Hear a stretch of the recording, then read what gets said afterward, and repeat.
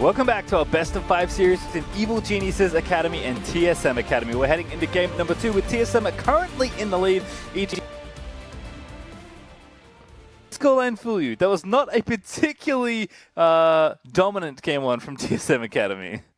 No, and honestly, it was a sort of different story to tell for Evil Geniuses Academy. The majority of their games usually actually end up in them sort of getting at a disadvantage, and then they're the ones that win the team fight, being all scrappy and chaotic, and then they're able to pull out the win inevitably with just a hard push for the Nexus. But with that all reversed and swapped around, it kind of confuses Evil Geniuses just a bit. Yes, they were able to get a stronger draft. Yes, they were able to do the 1-3-1 very well, but will they even be able to get those champions again? Like Lilia was way too strong, Gyu on Aurelia was way too strong, and them being on red side might just mean that with that counter pick availability for them, TSM will respect it and say, you know what, no Aurelia, no Lilia, go back to neutrality, want normal meta, please.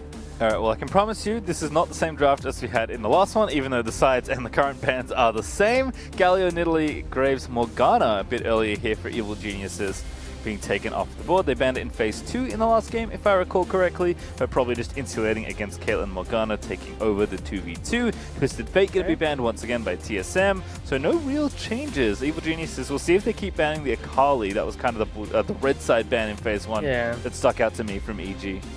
Yeah, and possibly see if there's going to be a Caitlyn ban coming in here from Evil Geniuses. Like, they're sort of hanging on this third and final ban for quite a while, considering if they should take that one away or if they should ban that Shen instead, or as a matter of fact, possibly a Zoe either. But they go for the Gangplank anyways.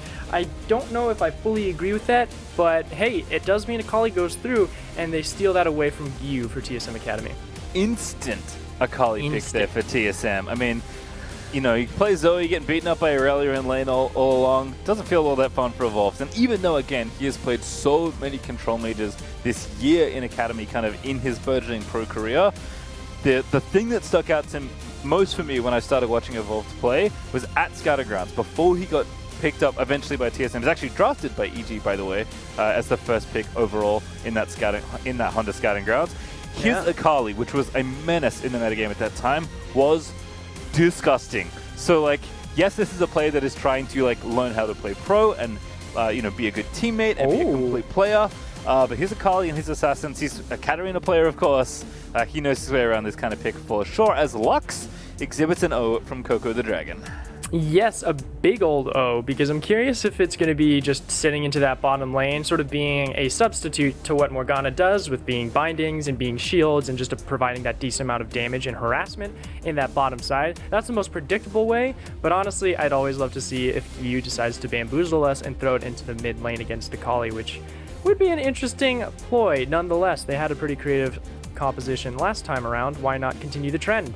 As a more traditional style from TSM Academy, they go ahead and grab the Ashe away, which was sort of flipped around. So we have a swapsies of marksmen for both these teams going into game 2. And honestly, if you go for any sort of safe jungler against Anda, it's probably the best bet, because that's one of the bigger deficits between these two teams is Winston's proactivity against Anda's proactivity. It's a fairly huge gap, and honestly, going with an early game Olaf might help sort of make that gap a little bit smaller and easier to jump over. Yep, TSM have kept it pretty simple for Winston as well. As far as champions go, he's often there facilitating his team, not necessarily carrying it, or Ander is a genuine carry threat on this side. It feels more like his mid laner is helping get him ahead, rather than what is typically the opposite. What has been the opposite, where the jungler helps mid laner get ahead.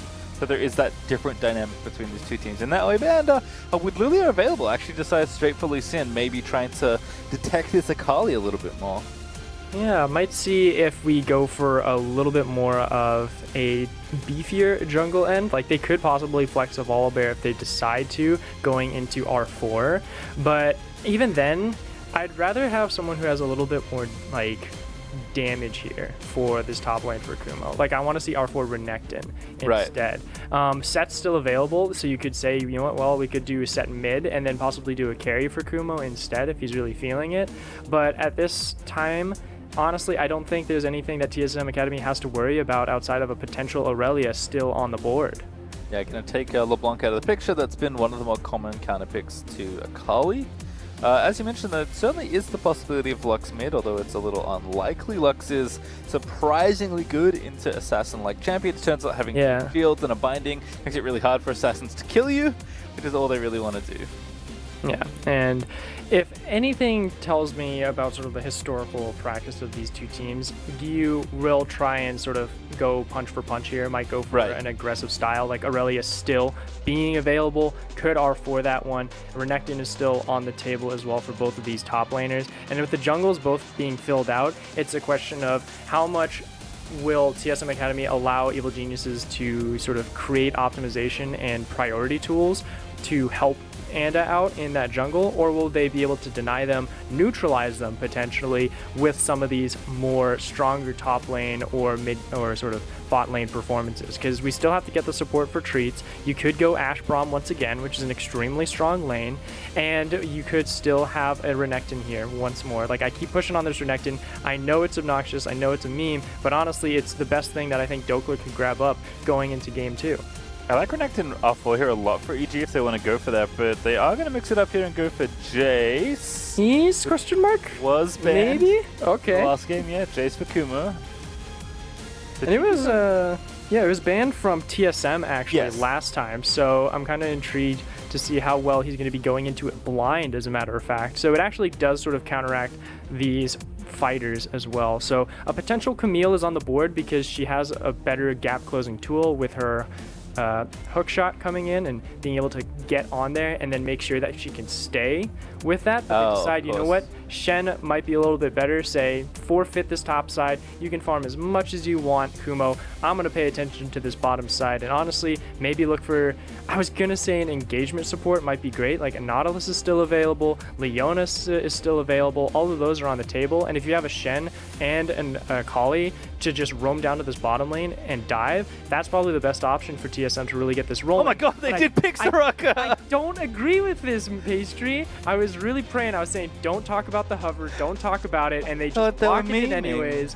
Throw all my points out the window. Treats, please help me understand this one, because now it just creates a sense of neutrality for this team, for TSM, and there's no real lane outside of mid lane unevolved to really double down on with Winston's Lilia. Okay, there we go. That's the top lane Lilia for Kumo, I'm guessing, and then mid lane Jace for... Ooh, alright. Alright, okay. I like it. Definitely getting creative with their flex picks there for EG. I like that a lot. I also was trying to figure out, like, what on earth does Vladimir block? And like, and I completely forgot about Shen. I was thinking about tanks, and I'm like, no one cares about Ord. It's not on. But Shen, of course, being the big one that sticks out for not being banned. And with DP banned as well, I think it's actually really well positioned in this draft. However, there is an Akali, a Soraka, and a Lilia Ord in this game, so we should probably talk about that instead.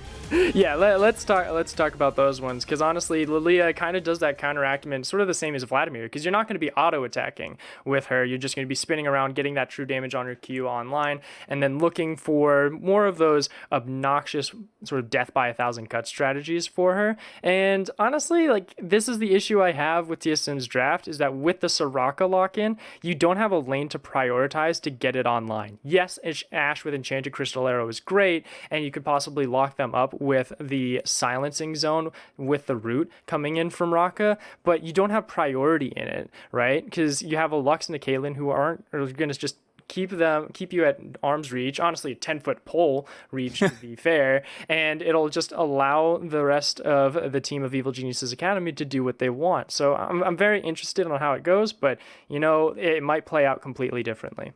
Did see the whole bottom lane as well before picking it here. I mean, unless they thought Lux was being flexed and they were last picking support, but had a pretty good idea that this was going to be it. And I know Treats does keep up a lot with, you know, different picks. I know he and Doublelift when he was in the LCS, they were playing Sona Lux that Cloud9 pulled out in the LCS a couple weeks ago. So Treats is definitely a player that has his finger on the pulse as far as what picks are viable and is always pushing himself to play more champions.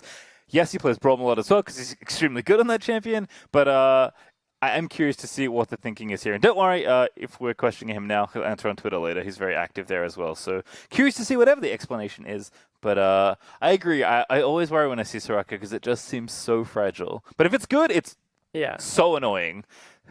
For sure. And it's something where me thinking about going into a Lux Caitlyn, you can say, yes, it's long range, and you can play back as Soraka and just say, you know what, I'm going to throw out those Qs, try and stack that up as much as possible, see if I can go for some additional help and roaming with the jungle invasions that Anda will inevitably just start to throw out and prioritize in this bottom lane.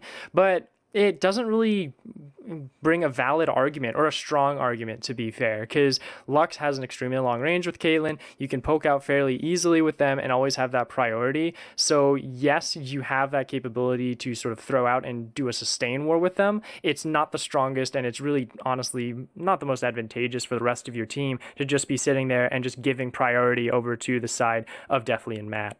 I'm curious to see if they do get pushed in a lot, because sure. Ashe is also very good at pushing, especially against Caitlyn. It's actually one of the more common picks, which is why the Caitlyn-Ashe dynamic is so interesting right now, because everyone seems to want Caitlyn because she's so good, but Ashe is also very good and is also quite good into Caitlyn. So I think we are starting to see support matchups actually be way more relevant than at least we've noticed in the past. And we're seeing a lot of support start to counterpick and hold off on their picks to try and navigate the matchup more, because at the end of the day, a 2v2 is exactly that. It's not just about each single champion playing against each other. It's about how all 4 champions interact with each other in the bottom lane, which I think is why we're spending all this time talking about Soraka, because this isn't a champion we have nearly as much current knowledge about, and it's something that, you know, is a little less proven than even someone like Lux, which isn't that common, but already fits, you know, the blueprint of a champion we see very often with Caitlyn.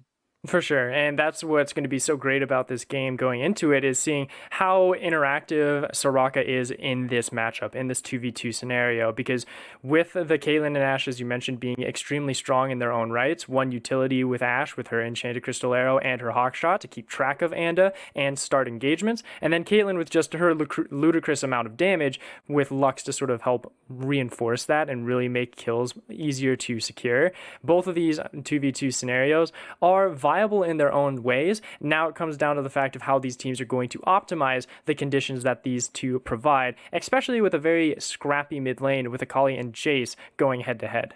All right, we have lots of questions and we'll get answers in just a few moments. We are stepping away to build up the game delay, but in just a few minutes we'll have the game right from the start. Don't go anywhere.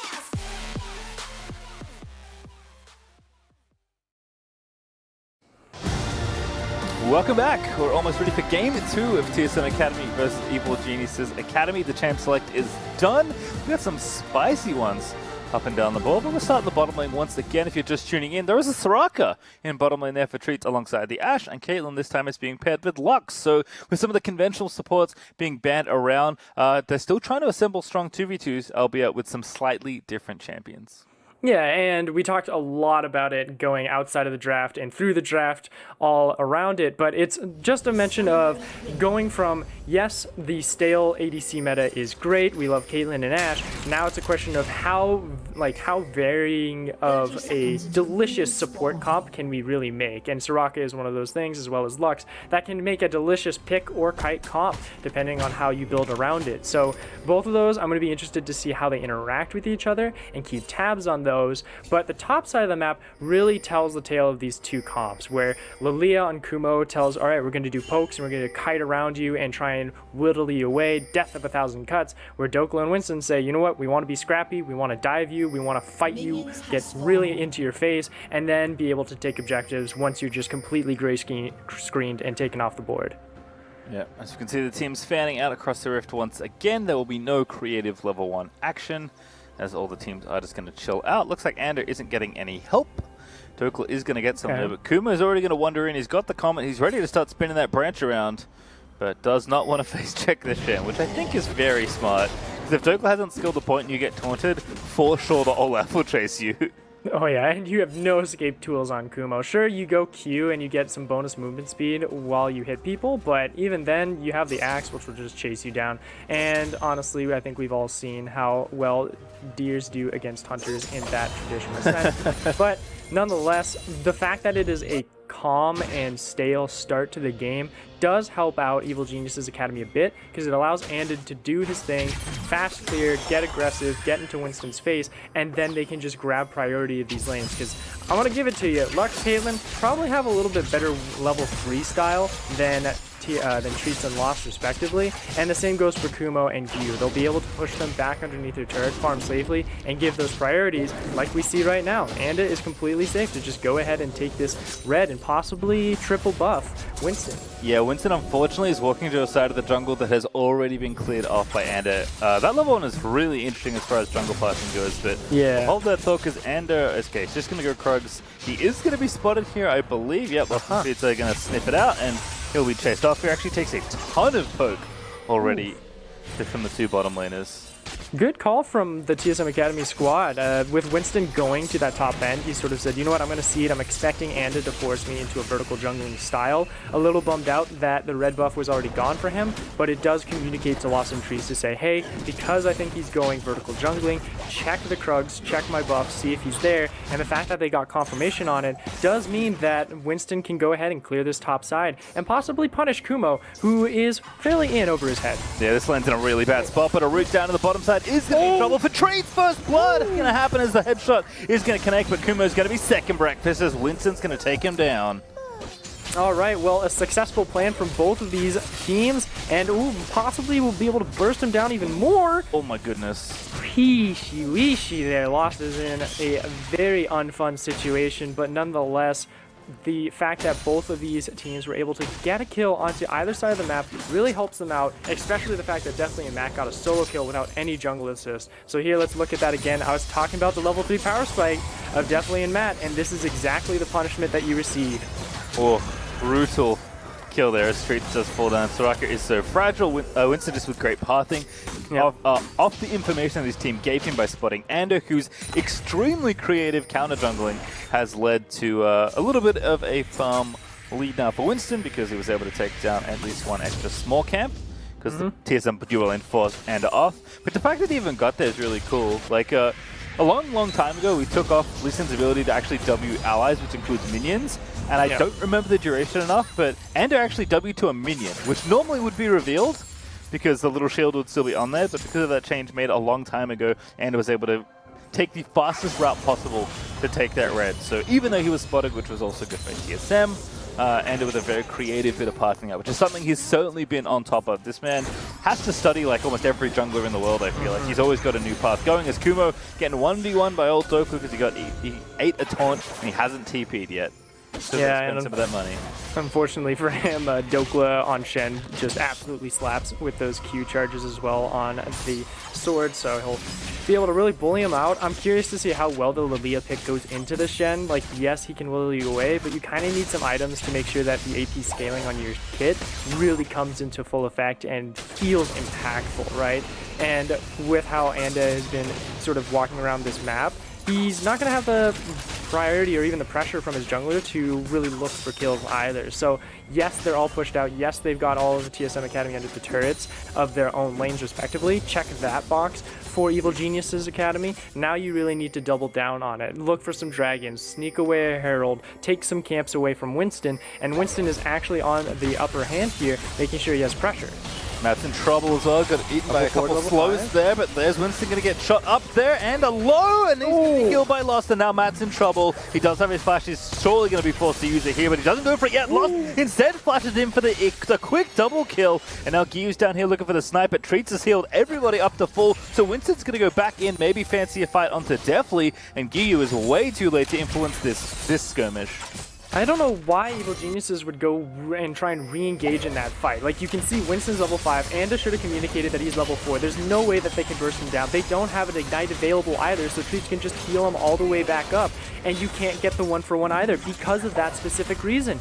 And now because you got in way in over your head, yes, Giyu is coming down, but it is already too late, and you lose that control on this bottom side. A lot of it going over to Lost, now being 2-0, grabs that BF sword to boot, so now you got Berserkers against double longswords and a BF. You're not going to be able to trade anymore, and that's what you needed from Deathly and Matt. To be able to do such a thing, to create pressure, it's going to be a lot harder for Evil Geniuses Academy to win back that bottom lane tempo. Bit of a preview on how good Lilia can be, by the way. Kumo is going to try and fish for the sleep setup, but Anda's here instead for the dive. Spins around, go to sleep, little Shen, and Anda is going to get the kill as Kumo going to jump straight on that Shen.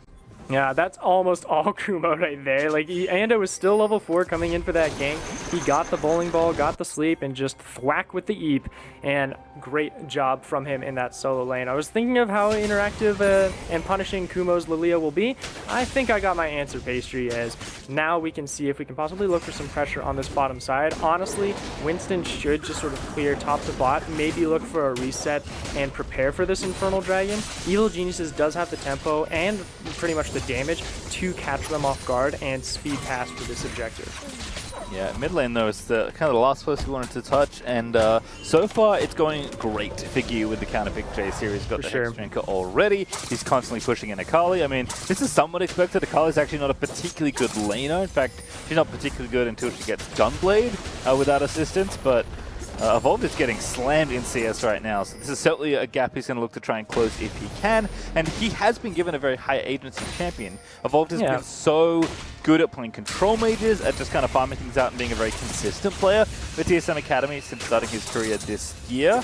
But we don't see him go off all that often, and you don't have good Akali games unless you pop off, so Evolve can certainly look to impress here on a different type of pick. And honestly, I'm not too worried, even with the deficit, right? Like, you're going into a melee versus ranged matchup, hypothetically, with Jace and with the training that he can do, with Phase Rush as well, which means he's not, like, you're not going to be able to stick onto him when you try and look for those punch versus punch situations. So, honestly, just wait until you get that Hextech Gunblade and really pop off, and this is what I was talking about with Evil Geniuses Academy, to try and be a little bit faster on these objectives against TSM, because you have the damage to clear them fairly fast. All 5 members are here and available, and here comes the fight with the Enchanted. Arrow's so good there, comboing with the root out of Soraka, and that's going to be 2 kills so easily. Winston just going off there with the Ragnarok, picking away. They've already got 3 kills, and Olaf's going to go ahead and grab the double, and EG just get routed by TSM. It was just TSM Academy taking the fight and using the composition that they need, being scrappy and diving straight into the face of Evil Geniuses Academy. They didn't have the tools to disengage them properly. Ragnarok came in, denied the Dragon's Rage kick, and looking back at this one again, it is all on Lost and Treats, keeping Winston alive, just dishing out the pain. And this is what we were talking about, losing that bottom lane tempo through the damage trading allows Winston to stay alive, because there's no way this front line's going to survive against Lost's Ashe right now. Oh, Soraka E just destroyed for EG there after that Lost arrow. So I think Anna got caught in the collateral and was the second root and the second kill there, followed by the third that TSM were able to get. Even though you were right, by the way, 2v2 certainly were getting pushed in the matchup. That doesn't matter now. 3-0-1, Essence 3 are done now for Lost, and Treats is just walking around, healing people up, being a nuisance, and setting up his AD with that follow-up route from Soraka. This looks filthy right now with the last fight we just watched. And a methodical strategy here from TSM Academy saying, you know what, we've got that tempo pressure. We don't really want to deal with Deathly and Matt as much as we need to, so just go ahead, rotate to this top side, prepare for the Herald. We have the scrappy fight comp, so we should use it. Look to contest these objectives when Evil Geniuses doesn't have the time nor the preparation to really be ready for these fights. And Winston already has the Ragnarok available once more. He has the Cinder Hulk, and there's the Crystal Arrow looking. Oh, it's just so gross. Goodbye, Matt. Lost is going to take him down. There's just arrow into root. I mean, we talk about Morgana, Caitlyn, or in this case, Caitlyn Lux being good at locking people up. When you nail arrows like that, it's pretty easy for Soraka to follow up with her CC as well. Winston even going to go ahead and take the Rift Herald, and he was kind of invisible in game number 1, but certainly not the case here. 3-0-3, grabbing the Herald, destroying these early fights as well. Everything is going right for TSM. And this is perfect play from them to just completely play around Lost on this Ashe. With the Essence Reaver, it's only the pickaxe that Deathly has for himself, and the damage is just there. The damage just completely obliterates anything Evil Genius's squishy comp even is able to provide, and it's giving me a nice argument now for why Treats picks up this Soraka. Sure, it's not good trading in a 2v2 situation, but if you already have that advantage on Ashe with the items, with the damage output against Caitlyn, it sort of nullifies anything that Deathly is able to do. And sure, this dive might be possible from Anda and Kumo, but you still have so much pressure on this top side that you need to answer for. Yeah, Wolf can't come, so there's actually no one to help Dokla, so I'm surprised he's sticking around this long. I think he thinks he can maybe outplay, but he's going to go to sleep. Puts up the Spirit's Refuge, going to get bonked on there by the Lilia W. Nice Even now down here as well, Taunt going to miss. Good wish there from Treats, as you mentioned. That is the global that TSM had access to, but Dokla is going to fall, but top lane is where the trouble is going to start. Definitely going to get flashed on there and taken out. Now Matt going to be the next one on the menu. Does have his flash this time. He uses it early, but TSM will be happy to trade as Dokla buys a lot of time. They were looking for that dive on the bottom side of the map to try and get a kill onto Dokla to help relieve some pressure from TSM Academy, but Evil Geniuses, they just don't have the safety in this side lane of Deathly and Matt. Lost immediately jumps onto them with the help of Winston. Once more, the cooldown on this Enchanted Crystal Arrow is just insane right now, and they're able to find more kills, making it an 8-3 differential kill-wise. And sure, it's only 2,000 gold, but a lot of that is just dumped right onto Lost and Treats, grabbing some more damage to just keep this tempo going. Yeah, Rift Out dropped there by Winston as well, so they take the top outer, they get the first brick, they knock down a pretty big amount of health on the tier 2 and top lane as well, and look at that gold, 1,500 ahead for Lost. And for Winston as well, he's got about 5,600 to the 4,000 that Anda has, and this is just not the game for Anda. I was thinking of a more aggressive style, and he is just not being able to provide it ever since the bot side Dragon fight went awry.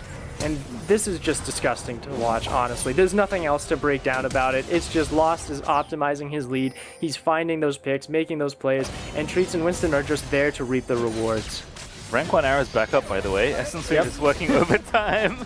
As Lost has not missed on camera, I believe, as far as arrows go. Hawkshot also going to get some action there in the top side. Checking to see if Anda was hiding out in that little brush, but he is not. Definitely met in the 2v1, however. Very effective here, pushing things down, but they are going to lose mid-outer real swiftly if they can't do this particular push with haste. Okay. I'm curious to see if Anda will go for this dive. I don't think you have the damage there, though, because you don't have any max HP shred like you do with Lilia when you try and look for a dive with Kumo to assist on it. And now with the rotations that TSM Academy has, where they're just throwing Lost and Treats into this mid lane, saying get as many turret plates as you possibly can, Kumo doesn't have the mobility. Oh, see you later. Oh, answer the evolved here. So well played there by Evolve, just cleanly keeping out of Lilia's range and then all-inning at the right time. That is, without a Gunblade, actually stopped off at Seekers because of the 1v1 matchup. So had no MR at all for that 1v1 and just deletes Kumo from the bottom lane. As the second Dragon's going to go over to TSM as well. Now mid lane Lost, he just doesn't miss these arrows. He flashes in. Treats are there to protect him. He's probably fine here. He's Dokla riding in on the stand. United is going to mean that EG cannot fight. But this time, Lost hits an arrow and doesn't get a kill, which has been a first so far in this game. And constantly pressure from TSM Academy, getting that dragon moving straight to the mid lane to try and find more kills, open up this game even more. And thankfully for Evil Geniuses Academy, they're able to keep the gold tempo fairly close. But honestly, I just see the Leandri's Torment just bought on from Kumo. I look at the rest of the team and it's like, okay, you got Warriors Enchantment for Onda, sure, but you have no survivability here from any of the members to stay alive against Lost and Treats. There's a Hex Drinker on Gyu. Sure, that's great, but that's against Evolved, and they're just throwing Evolved into other situations. Honestly, sure, I'm going to see Evolved come down and he's going to butt heads with Gyu for a little bit, but they should just reply, swap it around, make it to where you are contesting Kumo more, because seeing that solo kill onto Kumo is just the best treat for TSM Academy to have, and swapping that just really amplifies the pressure.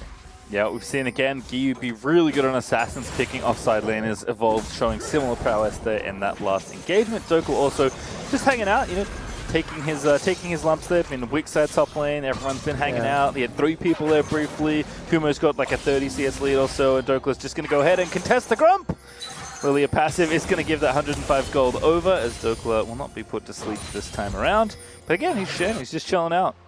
Yeah, I don't like that they're sitting in this lane. I really want to see a swap because this is going to happen with Anda saying we have the damage to actually burst down Evolved underneath the turret. They could look for it as well, but ooh, Evolved just trading blow for blow. Level 11, oh, he gets tagged. Real nimble. Yeah, this is a bad time here. The kick, though, is not going to come in time. What an arrow from Lost. Here comes the Shen just in time to stand united as Evolved is going to execute poor old Gyu, and Lost, unstoppable and well-deserved, is going to take down Anda for the 1-2 punch. And what an arrow from Lost, saving that entire dive for TSM Academy and just destroying any plan that Evil Geniuses had for that situation. And now it's just absolute domination here in the second game, and just riding off the back of what was just a single dragon fight in the favor of TSM Academy. This scrappy composition that they cooked up was questionable at first in that bottom side of the map, but they've found that wound, they have patched it up, and they are stronger than ever.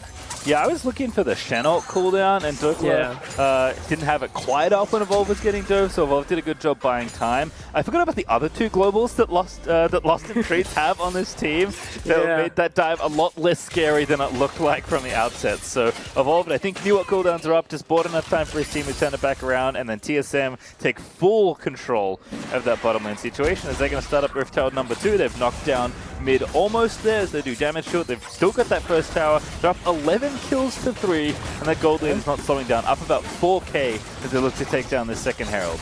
The only speed bump they're dealing with is the immense farming differential between Gyu, Kumo, and Dokula and Evolved, respectively, right? Like, yes, those are nice. Yes, it's giving some additional gold, but it's just not where they need it. And here, this is that dive once again. Lost is already walking down, so he knows this is all happening. He says, all right, I'm looking for it, finds the snipe, beautiful play onto the correct member of Gyu, and with the teleport from Dokula, they just close out that dive, and a beautiful deflection of that plan going completely awry for Evil Geniuses Academy. You think of how can you swing back? How can Evil Geniuses get a grasp of this game? And honestly, with the composition that they built up, it's a poke and kite comp, right? You need to get a lead to where your damage, your harassment from afar is just like immeasurably annoying to where they can't deal with it, and the fact that you are now 4,000, almost 5,000 gold behind, there's no way that they're going to really have an issue with it, because you have Treats on Soraka who can shrug it off, Dokula is not even going to feel a shot coming in from Deathly, and Evolved is just going to be able to duck, dip, dive, and then burst you out.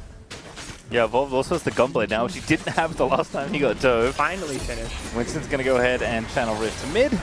So they're going to take this mid out nice and cleanly as well. And Lost has also finished his Infinity Edge. So he is a full Essence Reaver up on Deathly. And I'm glad you called that one out, because I was looking at the basic way that he's been building, and usually you see Ashe be like, all right, go Infinity Edge or Essence Reaver into the Runons for that team fight. When you're so far ahead, you just need more damage, right? And just burst them down with those auto attacks. And because there's no way that Evil Geniuses is going to be building tanky for any of these members. So great call on Lost with that itemization, and another hit coming in. This keeps happening. The combo continues as Lost is dominating. Arrow into Soraka E, into Dance on their corpses. TSM going to pick up one and make it the Drake as well. This is just looking too easy for TSM Academy right now. And this is honestly what I was expecting out of TSM in this series. More methodical, very strong play out of their bottom side to help sort of swing back the tempo against Evil Genius's more scrappy play style, but it's just been completely flipped on its head, and Evil Geniuses is scrambling for a sense of grasp. He's so dead. Like, there's just no way you get out of this. Evolve gonna go ahead and grab the kill there as the dive is set up by the rest of the squad. They'll take down the tower as well, perhaps, as EG are trying to counter push the top half of the map. Not too bad. I like this reply from EG, see if they can get some additional pressure into this top end. Say, okay, yes, all of your members are staying together. Wherever Lost is, it's the same thing as game one. Just detour around it, but it's so impossible to do now with an Ashe just jumping in and a teleport from Evolve. Yeah, here it comes. Oh, it's going to happen again. Definitely just going to get chased down. He's got flash. It just doesn't matter. As Evolve now going to get the zap onto Matt. See you later, Lux, as there's the double kill out of Akali. And 0 and 5 on Matt, 1 and 2 on Deathly. This is just brutal to deal with. 20 minutes, it's already Barons available. They have all the members on the objective as well. Like, sure, Lost isn't there. You don't need them. You got the survivability and healing from treats, and you have the capability to just sort of do that percentage health damage with Dokla's Shen. So there's no one there to contest. Even Anda just understands this. He's like, all right, yeah, sure, we know they're on it. What are we going to do about it? We have to prepare ourselves for, honestly, the next game, because it's going to be match point fairly soon. I don't see any way Evil Geniuses really swings back into this game unless TSM throws really hard and really often. Little thing there too from Evolve. Flips out onto the Baron, checks the back with a ward just to make sure no one's out, and then Shuriken flips back in to get out safely. But stuff the little things. We want to watch the fun stuff, and this was fun from Evolve. This was so much fun to watch. This is the plays you want to be seeing in your Clash games. Just perfect teleport into the catch. You understand that there's no vision on the opposing side, and Evil Geniuses Academy is just caught in the dark. There's no Nocturne here in this game, though, but it's just an absolute blind map from them. No way for them to really try and understand or track any of the members of TSM Academy. If we want to talk about Chris mechanics, emote into instant Gunblade Zap to make sure you get the second kill is a very effective use of his high APM. Evolved is just starting to take over this mid-game. If Lost and Treats have brought them to this position, alongside Winston, by the way, who still also hasn't died, sitting 4-0 and 6, and has been a huge part of how good this early game has looked for TSM Academy. Yeah, if they've kind of brought them to this point, Evolved is going to bring them home by the looks of things, as Lost and Treats going to continue demolishing champions and towers alike, as they'll take down the 4th tower overall for TSM Academy, and they are still going strong here as Ace in the Hole is going to pop Treats. That's actually significant because Soraka can't heal herself without landing Hughes, but this Baron is still up for a minute 45, and I don't see how EG stopped the siege from happening. No, there's really no answer I can fully argue for Evil Geniuses Academy outside of maybe Deathly and Matt's wave clear could hold him back, but it's a Baron empowered wave every single time crashing into these turrets, and Lost and Evolved are just going to be bashing in, sieging you constantly. Winston on the side is going to, if you extend, absolutely chase you down, and with Treats you can just constantly be confident in being happy, being content, and being healthy with her heals coming in. So Evil Geniuses, the death by 1,000 cuts has been turned on its head, and it's them that are dying slowly. Oh, another arrow into the root again, but Kumo is going to get out for now. Evolved going to dive in with a Shen on top.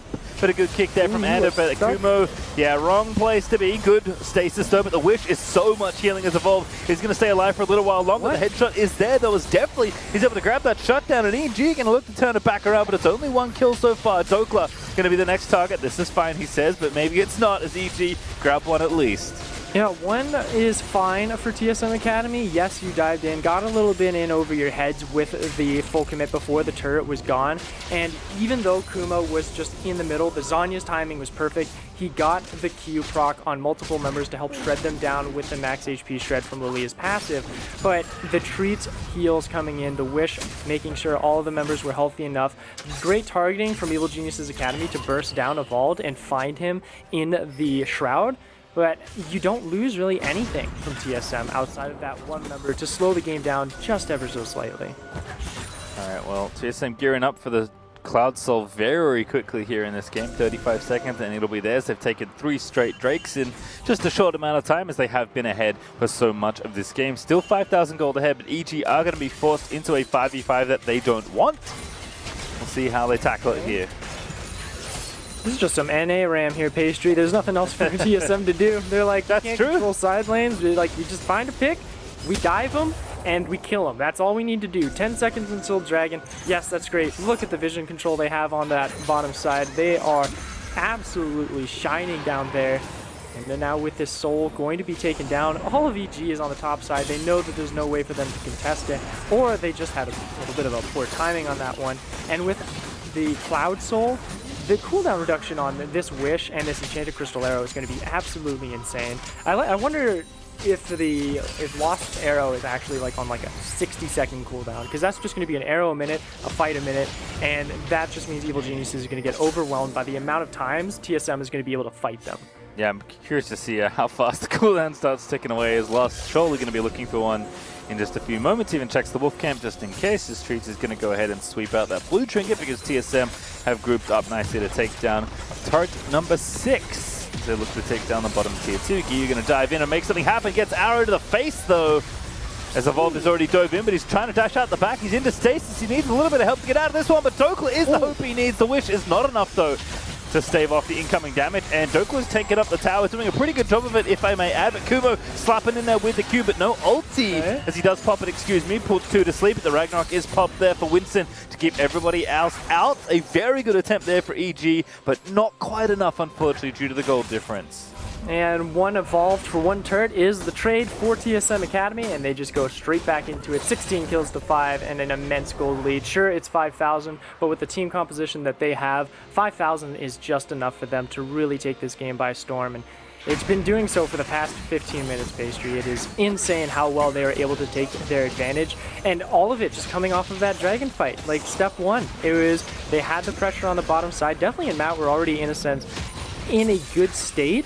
But the 2 kills on the Lost, giving him that BF sword really early, meant that they had the damage for that early fight, and this is the result of what we've been seeing. It's all been Lost, hard carrying his team, and is proving the reason why he is statistically just slightly better than Deathly.